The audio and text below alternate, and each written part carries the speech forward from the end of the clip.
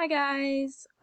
So this is my first case study, and my first case study was on what is happening neurologically in a student's brain who is afflicted with dyslexia. So the first thing I wanted to go over today was, what is dyslexia?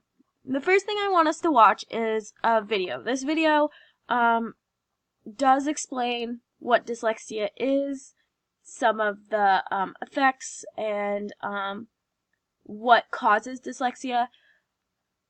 We'll go over that more in detail than the video does, but this is a good overview, and then I will come back to the quote. So,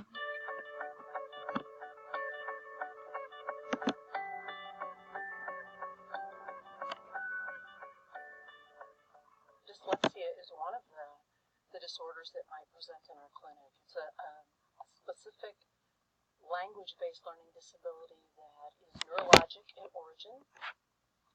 It primarily involves deficits in reading, and that's the phonological process of reading. In other words, understanding the relationship of sounds, of letters, and then forming them together to make words, and then using those words to then comprehend what the text says. The child can also show deficits in writing and spelling, and sometimes more broadly based language functioning, particularly higher level vocabulary development, understanding pragmatic language in a social situation.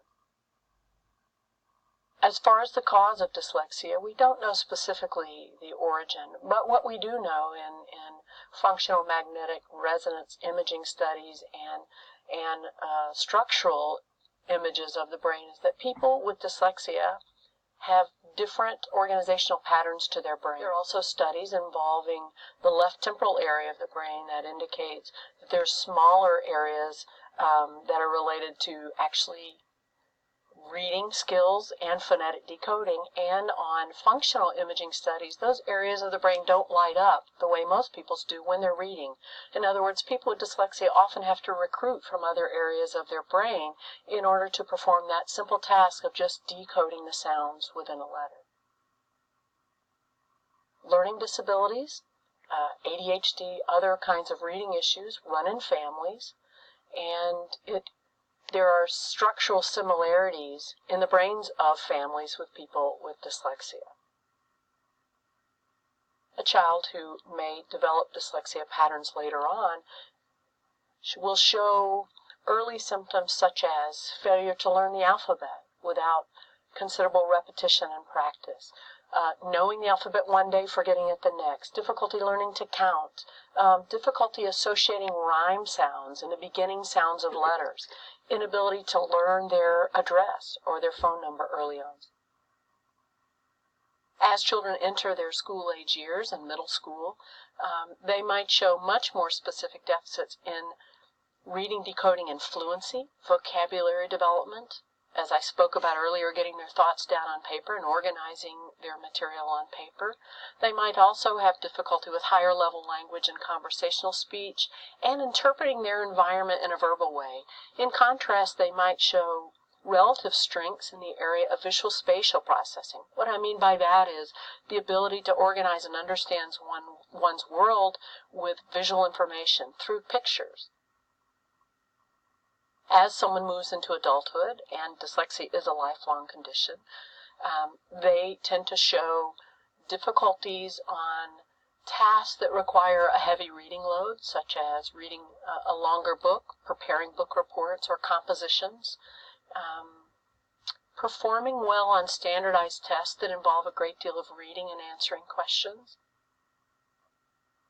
If, as a parent, you have concerns that your child might have a reading disability or dyslexia, the best place to start is talking with your child's teacher to find out information about where your child can be evaluated. It can come for a neuropsychological evaluation to look more specifically at cognitive strengths and weaknesses, or you might start within the school setting with a psychoeducational evaluation that is performed by a school psychologist to look at a child's intellectual ability and how they process visual and verbal information relative to how they're showing those abilities in the classroom in the form of their reading, writing, and spelling. Specific learning disabilities are addressed in the special education system, or at least they should be. the special education system through an individualized education program or an IEP. That might involve tutoring by someone who's certified or trained in dealing with specific learning disabilities. That might also deal with both pull-out services where a child is removed from the classroom and attends a resource room, or it might involve some in-class consultation with a current teacher by the special education teacher to make some accommodations to address that learning disability within the classroom as well.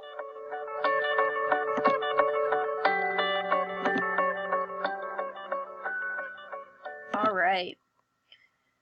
So, as I said again, that was what dyslexia is and some just general information about it. So again, dyslexia is a specific learning disability that is a neurobiological in origin, and it is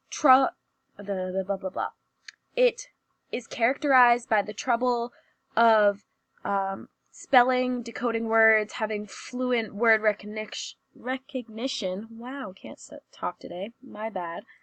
And it also comes with other cognitive abilities such as reading comprehension, reading experience, growth in vocabulary, background knowledge, being able to read in between the lines of the book as well as the words themselves.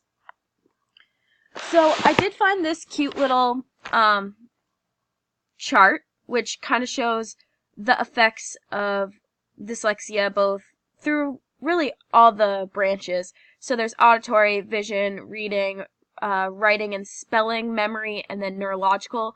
So I'm focusing on the green section, which is right here, and that's the slow processing of words, finding word finding problems like being able to find the words in your mouth, which I'm having trouble with right now, and poor organization skills, just being able to organize the words in a way that can be fluent. So that ties into the reading, which is up in the red up here, and that's not being able to be fluent, misreading words, not being able to find a lot of words, or having a hard time reading them. They're not being able to understand the things they read, having poor punctuation, spelling, grammar, reverses letters, all of that stuff can go with dyslexia. But as I said again, today I'm working on the green. So, what are the neurological effects and why does it happen? Well, I was looking under Brain Facts, which is a dyslexia in the brain today type of blog made by a scientist of, oh my goodness, I think her name was Allie, and she goes with the theory that there is underactive parts of the brain on the left side for people who have dyslexia. There's also abnormalities in the white matter, that is the connection of the regions, the lack of connection to the back part of the brain to other parts of the brain. However, the hemispheres have quite a connection, which was interesting to me. There's also the effects of phonological processing, which is just the ability to break down words and phonetically be able to sound them out, like make them into units.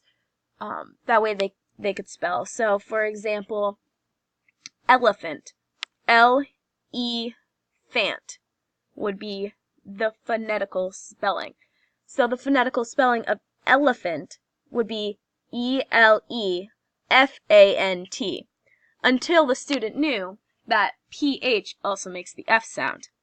Phonetically, though, it is spelt with an F, because that is the sound that comes up. But here is the typical reader's brain when they are actively reading versus one that has dyslexia and the regions of the brain that may not be highlighted there. So what can we do to help a student with dyslexia? Well, it's really more of being able to give them the accommodations they need and give them the information, that way they are able to get the accommodations such as an IEP or a 504 plan.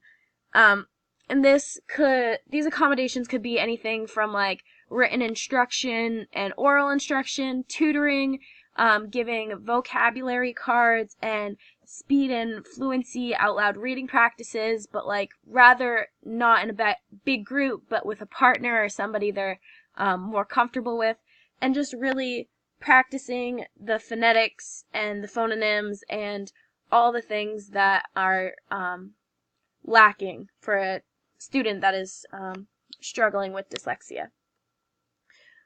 So those are what I have found based off these websites. Again, I'm sorry for the late entry, but I hope this was beneficial to everybody, including me. Thank you. Bye.